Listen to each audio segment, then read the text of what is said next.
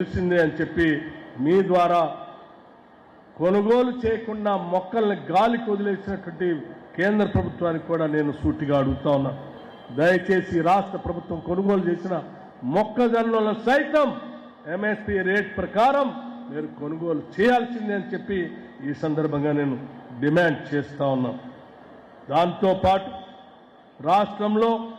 రైతాంగ సోదరులను దృష్టిలో పెట్టుకొని కేవలం పవర్ ఇవ్వటమే కాదు, క్వాలిటీ పవర్ కూడా ఇవ్వాలనేటువంటి ఆలోచనతోనే దాదాపు రాష్ట్రంలో ఈరోజు 30 లక్షల పంప్ సెట్లు వ్యవసాయ రంగానికి సంబంధించిన రైతులు వాడుకుంటూ ఉంటే ఆ 30 లక్షల పంప్ సెట్లకి వ్యవసాయ రంగానికి సంబంధించిన రైతులకు సంబంధించిన పంపు సెట్లకి 14,000 కోట్ల రూపాయల్ని సంవత్సరానికి లెక్కగట్టి ఈ డిస్కమ్లకి రాష్ట్ర ప్రభుత్వం చెల్లిస్తా ఉంది. 10 సంవత్సరాల మీద పరిపాలన చేసి రైతాంగ సోదరులకు ఉచితంగా కరెంట్ ఇస్తున్నామని చెప్పి కరెంట్ అయితే ఉచితంగా ఇప్పించేటట్టుగా డిస్కమ్ల ద్వారా ఇప్పించే ప్రయత్నం చేశారు తప్ప డిస్కమ్లకి మాత్రం డబ్బులు చెల్లించలేదు, పూర్తి స్థాయిలో చెల్లించలేదు. అరకొరగా చెల్లించిన డిస్కమ్లన్నింటినీ అప్పులు పాలు చేసి వెళ్ళారు. ఈరోజు డిస్కమ్లు క్వాలిటీ పవర్ రైతాంగ సోదరులకు ఇవ్వాలి అంటే వాళ్ళ దగ్గర ఆదాయం లేక ఇబ్బంది పడతా ఉంటే ప్రజాప్రభుత్వం ఇందిరమ్మ ప్రభుత్వం ఇప్పుడు వచ్చిన తర్వాత ఆలోచన చేసి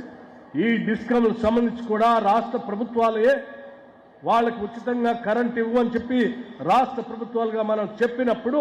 ఆ రైతులు కట్టాల్సిన 14,000 కోట్ల రూపాయల్ని రాష్ట్ర ప్రభుత్వమే నేరుగా రైతుల పక్షాన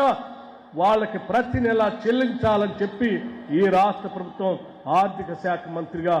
ప్రణాళికాబద్ధంగా నిర్ణయం తీసుకొని ప్రతి నెల ఇవాళ డిస్కమ్లకి డబ్బులు చెల్లిస్తున్నాం రైతుల పక్షాన. అట్లాగే రాష్ట్రంలో కేవలం వ్యవసాయ సంబంధించిన రైతులకే కాకుండా పేద బడుగు బలహీన వర్గాలకు సంబంధించిన నిరుపేద కుటుంబాలు అలాంటి ఎన్నికల కంటే ముందు మేము హామీ ఇచ్చాం. 200 యూనిట్లు ఉచితంగా కరెంట్ ఇస్తామని చెప్పినట్టుగానే ఈరోజు అధికారంలో వచ్చిన తర్వాత ఈరోజు రాష్ట్రంలో 1,25,00,000 వినియోగదారులకు సంబంధించిన పవర్ కనెక్షన్స్ ఉంటే 53 లక్షల కుటుంబాలకి 53 లక్షల కనెక్షన్స్కి ఇవాళ సర్వీస్ తీసుకున్నటువంటి వాళ్ళందరికీ 200 యూనిట్లు ఉచితంగా